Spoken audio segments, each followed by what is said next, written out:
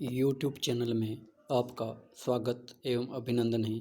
आज इस वीडियो में नदी के कार्य एवं उत्पन्न स्थलाकृतियों के बारे में अध्ययन करेंगे। नदी वैसे सबको विदित है, यानी बहते हुआ जो जल होता है उसको सामान्य अर्थों में अपन नदी कहते हैं। तो नदी जो है अपने द्वारा जो कार्य होता है उन कार्यों के द्वारा जो कौन कौन से कार्य होते हैं, जैसे अपर्दन, गोलीकरण एवं परिवहन, जिसको जो मुख्य रूप से है, तो ये जो है इनके द्वारा जो है नदी द्वारा जो है अनेक स्थल रूपों का जो निर्माण होता है, जिसमें अपर्दन, परिवहन और निक्षेपण का जो कार्य होता है। तो इसके द्वारा जो उत्पन्न स्थल रूप है उन स्थल रूपों के भी बारे में अध्ययन करेंगे। तो सबसे पहले अपन देखेंगे नदी के जो कार्य हैं। ये तो बहिर्जात प्रक्रम जो होते हैं, जो उसके द्वारा जो है स्थल रूपों का जो निर्माण होता है, और उसी में से जो है बहिर्जात जो शक्तियाँ हैं उन्हीं में से एक है जो समतल स्थापक जो है, उन कार्यों में एक कार्य होता है नदी द्वारा भी। ठीक है, तो बहिर्जात प्रक्रिया में नदी का कार्य सबसे अधिक महत्वपूर्ण होता है। वर्षा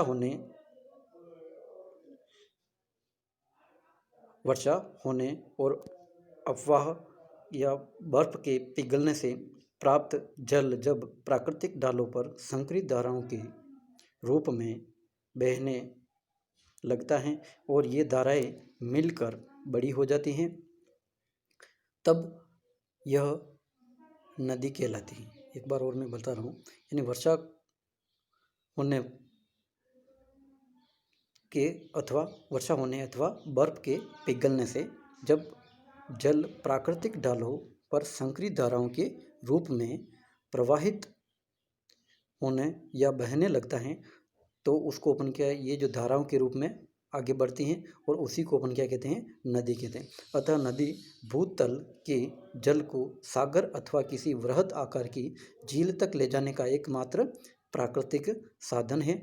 जिस स्थान पर नदी जन्म लेती है वह नदी का उद्गम स्थल अथवा स्रोत कहलाता है। ये अपने को ध्यान रखना है। यानी सबसे पहले जैसे जहाँ से नदी का उद्गम हो रहा है, यानी जहाँ से उसकी उत्पत्ति होती है जो, तो उसको अपन क्या कहते हैं, यानी जिस स्थान पर नदी जन्म लेती है या उसका उद्गम होता है उसको उद्गम स्थल कहते हैं, या पहली बार जहाँ से स्टार्ट होता है जल प्रवाहित होना। ठीक है, जिस उद्गम स्थल अथवा स्रोत और जिस स्थल पर नदी सागर में मिलती हैं उसे नदी का मुहाना कहता है। और मुहाना किसको कहते हैं, जहाँ नदी जो है सागर में मिलती है। ठीक है, ये भी अपने को ध्यान रखना है। जिस मार्ग से नदी की धारा गुजरती है वह नदी की घाटी कहलाती है, और नदी की घाटी के विकास में सहायक नदियाँ मुख्य नदी में आकर मिलती हैं, तो वह संपूर्ण क्षेत्र अथवा अफवाह बेसिन कहलाता है। और जब जो भी नदी मुख्य नदी में सहायक जो धाराएं होती हैं, और वो जो धाराएं जहाँ से भी जल आती हैं, तो वो जो पूरा जो क्षेत्र होता है सहायक नदियों सहित, तो उसको अपन क्या कहते हैं, अफवाह बेसिन कहते हैं। ठीक है, दो अफवाह बेसिनों के बीच के उच्च भाग को जल विभाजक कहते हैं, और दो जो अफवाह बेसिन होते हैं उनके बीच जो उच्च जो भाग होता है जहाँ से जल का जो विभाजन होता है या अलग होते हैं, तो उसको अपन क्या कहते हैं, जल विभाजक कहते हैं। अब है नदियों के कार्य। अब नदियों के कार्य या द वर्क ऑफ रिवर्स। तो सेलिसबरी के अनुसार नदी का प्रमुख कार्य स्थल को सागर तल तक ले जाना है। नदियों का सर्वाधिक महत्वपूर्ण कार्य धरातल का समतलीकरण करना है। यानी नदियों का जो सबसे महत्वपूर्ण जो कार्य वो क्या है, धरातल का समतलीकरण करना होता है। समतलीकरण के समय तीन मुख्य क्रियाएं होती हैं। समतलीकरण के समय जो है नदियाँ जो है तीन मुख्य क्रियाएं करती हैं। तो पहला जो है वो अपर्दन, चट्टानों का अपर्दन, और फिर अपर्दन द्वारा जो भी पदार्थ होते हैं अपर्दित पदार्थों का परिवहन, यानी एक स्थान से दूसरे स्थान पर ले जाना, और परिवहित पदार्थों को निक्षेपित, यानी जहाँ पे वो जमा करती हैं उसको अपन क्या कहते हैं, निक्षेपण कहते हैं। निक्षेपण, ये तीनों क्रियाएं उद्गम से मुहाने तक साथ साथ चलती हैं। नदियों में समतलीकरण के समय ही अपर्दन एवं निक्षेपण से विविध प्रकार के भूदृश्यों का निर्माण होता है, जो नदी या दृश्य भूमि कहलाती हैं, जो जलीय दृश्य भूमि कहलाती हैं। उपरोक्त तीनों क्रियाएं नदी के कार्य के तीन प्रतिरूप कहलाते हैं। इस प्रकार नदी के निम्न तीन मुख्य कार्य हैं। पहला जो कार्य है, ये जो आपको ध्यान रखना है, पहला अपर्दन, दूसरा परिवहन और तीसरा निक्षेपण।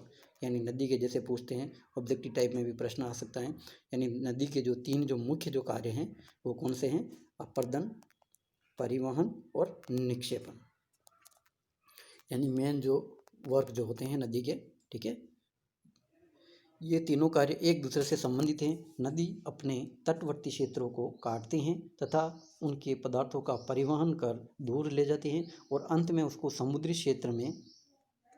क्षेत्रों में जमा कर देती हैं या मार्ग में भी जमा कर सकती हैं, ठीक है।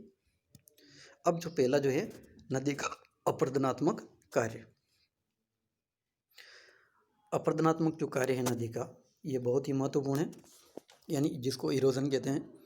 तो इरोजनल वर्क ऑफ रिवर, जब नदी अपने किनारों और तलहटी को काटती हैं, यानी किनारों को भी काटती है और तलहटी को भी काटती हैं, ये छाटती अथवा कुरेदती अथवा खुरचती हैं, तो इसे नदी का अपरदन कार्य कहा जाता है। यानी क्या क्या शब्द किए, इसको नदी की तलहटी या किनारों को छाटती हैं अथवा कुदेरती हैं, कुरेदती या खुरचती, या फिर उसका जो पदार्थों को अलग करती हैं तलहटी से, ठीक है। तो इसे नदी का अपरदन कार्य कहा जाता है। अस्ट्रालर जो विद्वान हैं 1972 में इन्होंने कहा है, नदी जो है धारा के किनारों या सतह से खनिज पदार्थों का प्रगामी निष्कासन ही नहीं अपरदन होता है, जो आधार शिलों को काटकर या जलोढ़ द्वारा निर्मित होता है। दूसरा जो है, अब अपरदन की जो है मात्रा किस पर निर्भर करती हैं, तो अपरदन की जो मात्रा है, अपरदन की मात्रा निम्नलिखित तथ्यों पर निर्भर करती हैं। पहला जो है वो है नदी के जल का परिमाण, यानी नदी का जो जल का परिमाण कितना है उस पर नदी के अपरदन की जो मात्रा निर्भर करती है। तो नदी में यदि जल अत्यधिक हुआ तो अपरदन कार्य शीघ्रता से गतिशील रहता है और अपने मार्ग में जो भी कंकड़ पत्थर होंगे, अधिक जल उसको ढकेल कर रेत के रूप में बदल देगा। यह क्रिया केवल जल की मात्रा पर ही नहीं बल्कि ढाल पर भी निर्भर करती है। ये केवल जो है जल की मात्रा पर ही नहीं बल्कि वहाँ का जो स्थल का जो ढाल होता है उस ढाल के ऊपर भी वो निर्भर करता है, ये अपने को ध्यान रखना है। दूसरा जो है वो है ढाल की प्रवणता।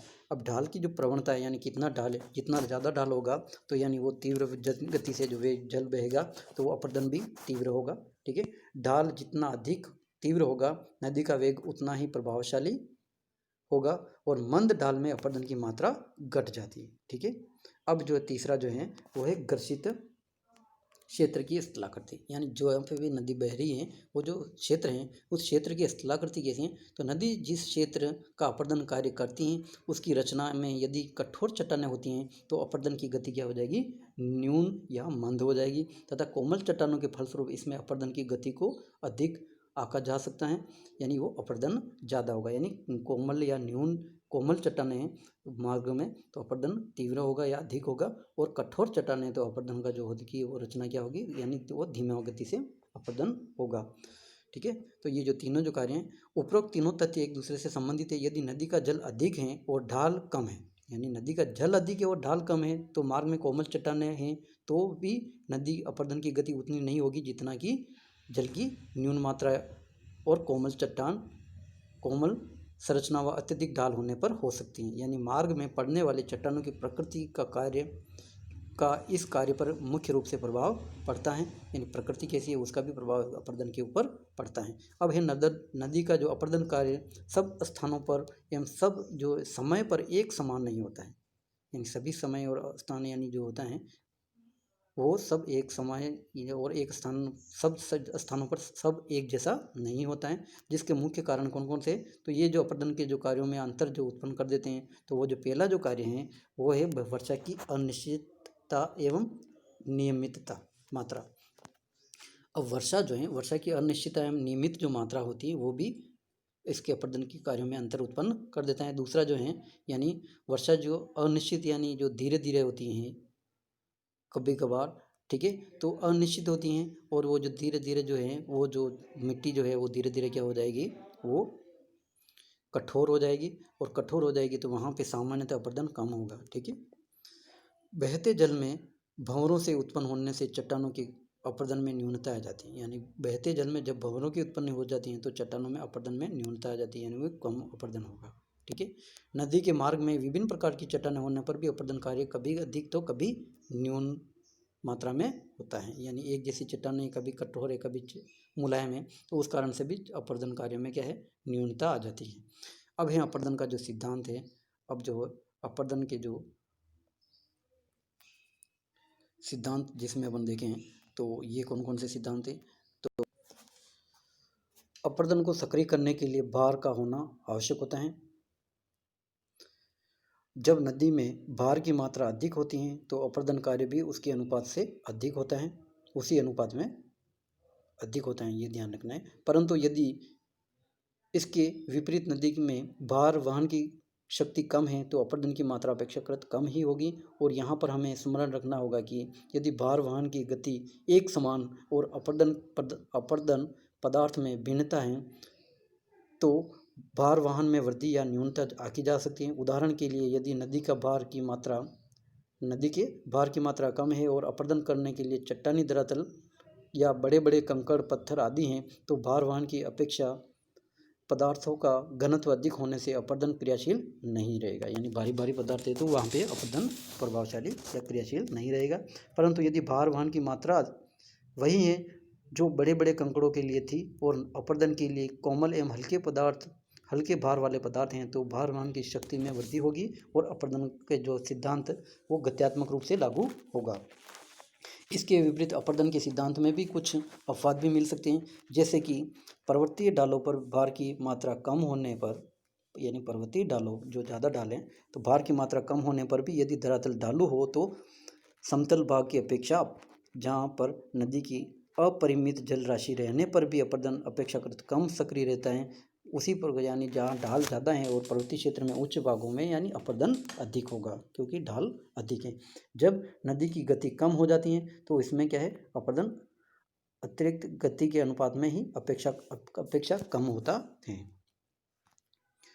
अब जो है हो जाती है, जब वर्षा ऋतु में नदियों में अधिक जल रहता है तो बड़े बड़े पत्थर शीघ्र ही बह जाते हैं, परंतु शुष्क ऋतु में नदी में जल कम हो जाने पर शक्ति इतनी कम हो जाती है कि छोटे छोटे टुकड़े भी अपने स्थान पर ही पड़े रहते हैं। यानी वर्षा जब होती है तो जल की मात्रा नदी में अपरिमित यानी बढ़ जाती है, उस समय क्या बड़े बड़े कंकड़ पत्थर जो भी होते हैं वो भी बह के चले जाते हैं, यानी अपर्दन ज़्यादा होता है।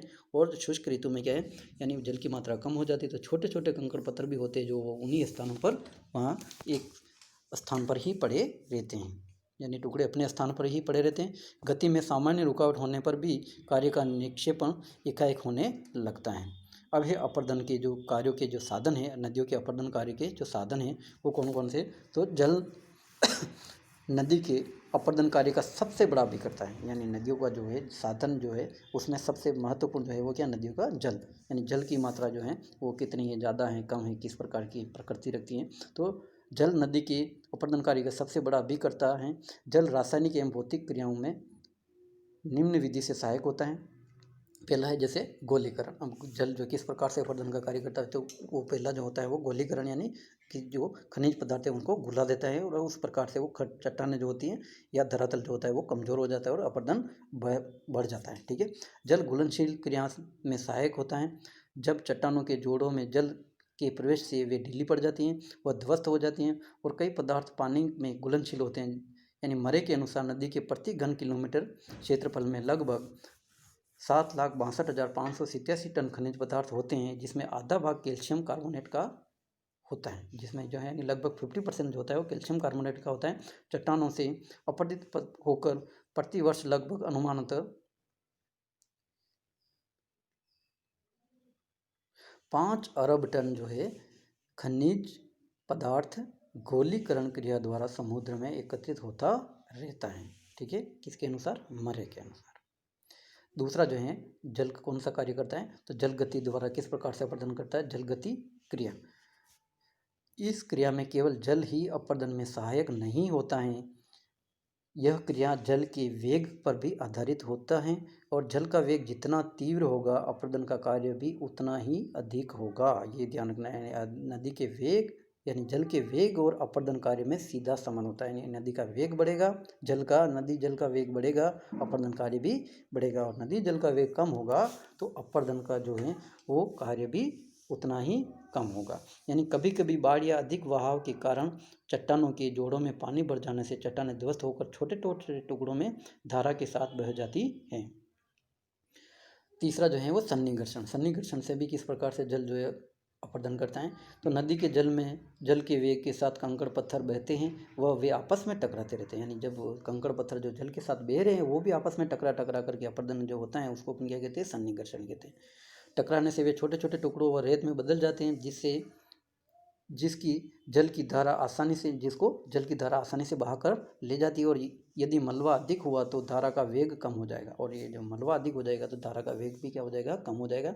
तो समतल धरातल मिलने पर वो निक्षेपण क्रिया को वो सक्रिय कर देती हैं या रहती हैं। चौथा जो कारण होता है वो अपघर्षण। अपघर्षण यानी सतह पर घर्षण के द्वारा जो अपर्दन होता है।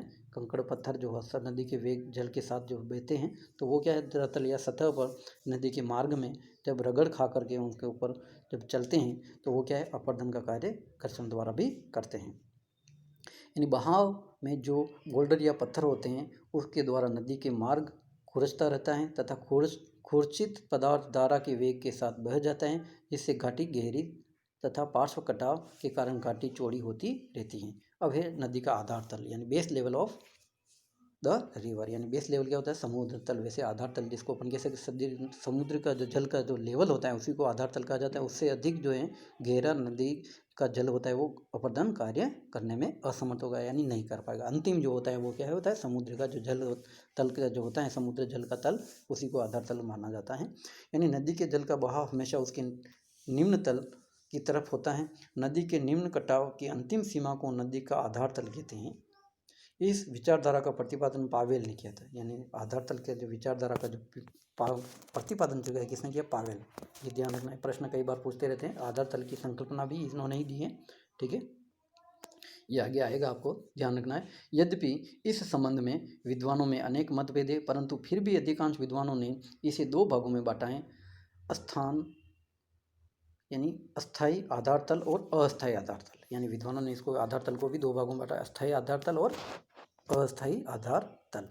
अस्थायी आधार तल का निर्धारण सागर तल, जो आपको मैंने पहले ही विदित कर दिया है, अस्थायी आधार तल का निर्धारण सागर तल द्वारा होता है, क्योंकि यह नदियों के कटाव की सर्वाधिक निम्नतम सीमा होती है। ये ध्यान रखना है, नदियों के कटाव की सर्वाधिक निम्नतम जो सीमा होती है वो क्या होते हैं, सागर तल, ठीक है।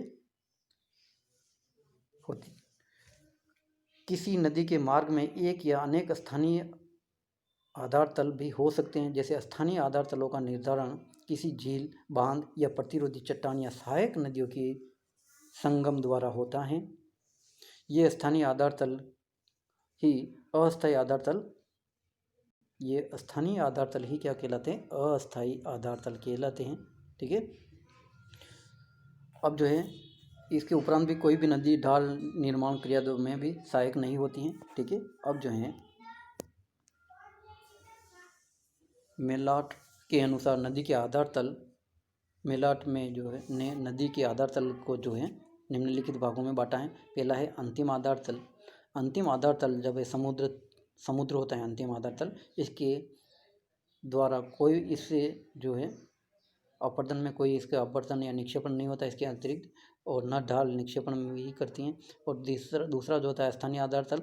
स्थानीय आधार तल या नदी के मार्ग में यदि झील या हो तो यह स्थानीय आधार तल वह झील होगी जिसमें यह नदी गिरती है। यानी जहाँ पे नदी गिरती हैं, यह तालाब भी हो सकता है, झील भी हो सकती है, जहाँ पे वो अस्थायी जो अस्थायी जल वहाँ पे गिरता है। कटाव एवं निक्षेपण की क्रिया एवं ढाल की उत्पत्ति इस झील की सतह पर ही निर्भर करती हैं। सहायक नदियों का आधार तल मुख्य नदी मानी गई हैं। तीसरा जो है अस्थायी आधार तल, नदियों के मार्ग में व्यवधान उत्पन्न होने पर भी बार बार जब आधार तल में परिवर्तन होता रहता है और उसे अस्थायी आधार तल की संज्ञा दी जाती है। अब जो है ये हो गया अपने जल के जो कार्य होते हैं वो किस प्रकार से होते हैं, अब किस प्रकार से सहायक होते हैं। अब है अपर्दन को प्रभावित करने वाले जो कारक हैं उन कारकों के बारे में अपन देख लेंगे। निम्नलिखित कारक होते हैं जो अपर्दन को प्रभावित करते। पहला होता है नदी का वेग, ठीक है, जो पहले आपको बता दिया। यानी वेग ज़्यादा होगा तो अपर्दन ज़्यादा होगा, ठीक है, और वेग कम होगा तो अपर्दन क्या होगा, कम होगा। जल की मात्रा, यानी जल की मात्रा बढ़ने और घटने पर भी अपर्दन कार्य में क्या होता है, कमी और वृद्धि होती हैं। आयतन और जल की मात्रा पर भी निर्भर करता है। यानी और तीसरा होता है प्रवणता या नदी तलहटी की ढाल, यानी ढाल जो होगा वो तीव्र होगा तो अपर्दन तीव्र होगा, और ढाल मंद होगा तो अपर्दन कम होगा। ठीक है। चौथा होता है नदी के किनारों की प्रकृति, यानी नदी के किनारे किस प्रकृति के हैं, कठोर है या फिर मुलायम चट्टानें बनी हुई किनारों पे। मुलायम चट्टानें तो अपर्दन अधिक होगा, और कठोर चट्टानें तो नदी के जो किनारों पे अपर्दन अधिक होगा, और कठोर है तो कम होगा। यानी मुलायम है तो अधिक होगा और कठोर है तो कम होगा। छठा है नदी तलहटी की चट्टानों की संरचना किस प्रकार की तलहटी में, यानी नदी का जो तलहटी जहाँ पे जो बह रही है उस स्थान पे जो प्रकृति उसकी चट्टानों की कमज़ोर है तो तलहटी में भी अपर्दन अधिक होगा, और कठोर चट्टानें तो तलहटी में अपर्दन कम होगा। ठीक है। उपयुक्त कारकों में जलोढ़ों की मात्रा एवं चट्टानों की संरचना को छोड़कर अन्य सभी कारकों में से नदी का वेग प्रभावित होता है, और नदी के वेग में से उसमें शक्ति उत्पन्न होती है, और इस शक्ति की कुछ मात्रा घर्षण में तथा कुछ मात्रा मलबे के परिवहन में नष्ट हो जाती हैं, तथा शेष शक्ति से अपर्दन होता है। इसे निम्न सूत्र द्वारा समझा जा सकता है। अपर्दन की जो क्षमता होती है, यानी नदी की कुल शक्ति, यानी घर्षण में नष्ट शक्ति और परिवहन में नष्ट शक्ति। ठीक है। अब जो है आगे का जो अपन देखेंगे नदी के अपर्दनात्मक स्थल रूप। अब अपर्दनात्मक जो स्थल रूप के बारे में थोड़ा सा मैं जिक्र कर देता हूँ, अगले वीडियो में अपन ये सभी डिटेल से देखेंगे। ठीक है। नदी अपने मार्ग में किसी न किसी रूप में अपर्दन करती रहती हैं, तथा यह अपर्दनात्मक जो स्थलाकृतियाँ होती हैं जो निर्माण में भी ये सहायक होती है। और नदियों की अपर्दनात्मक स्थलाकृतियों का जो होता है वो कौन कौन सी स्थलाकृतियाँ होती हैं, तो पहला जो होता है वो होता है घाटी का विकास। और घाटी जो होती है नदी जो है वो वी आकार की घाटी का विकास करती है, ये अपने को ध्यान रखना है। और यू आकार की जो घाटी होती है वो हिम द्वारा होती है। ठीक है।